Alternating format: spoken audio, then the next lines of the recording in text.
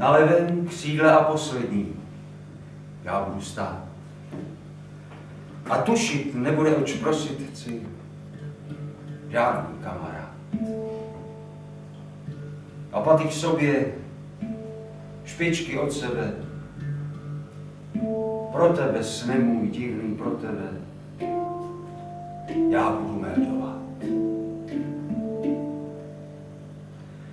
Hlásím, pane hejtmane, že se mi zdál sen. Vojna byla a já ležel v poli zastřelen. A zrovna u mě váš kůň taky padl. Nám přáno bylo spolu umírat. To z boží vůle je. To k ránu bylo a snad měsíc zrud. A váš kůň hlavu zdvihl. Na zvláštní věc. Měl jako já prostřelený břich. A v jeho očích takový styl žál.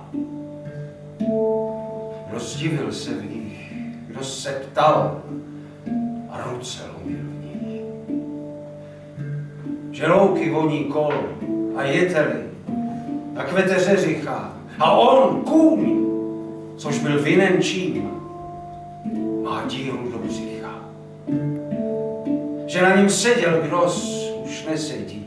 A oči vědět chtí, však nevědí. A v hrdle vysychá, v hrdle vysychá. A chtěl by řát, že neví proč. Sluníčko zlaté, což neměl on tě rád. Ty už ho nechceš. Proč? Proč necinkne už nikde podková? Proč nebe v krvi nohy solová? Toč se světe, toč!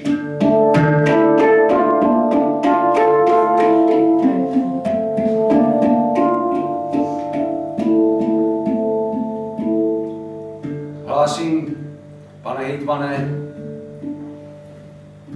že to byl strašný sen. Ty oči zvířete, ty křičeli a z důlku lezli ven. Křičeli na mě, jestli já to vím. Proč ležíme tu s břichem děravým? Co měl jsem říct je? Hlásím, pane hejtmane, a já to musím říct. Tož člověk rád jde. Člověk musí jít, když Pán chce smrti vstříc. Však koní šetřte. Prosím 1000krát. To dobytče se strašně umí ptát. Proč nesmí žít víc?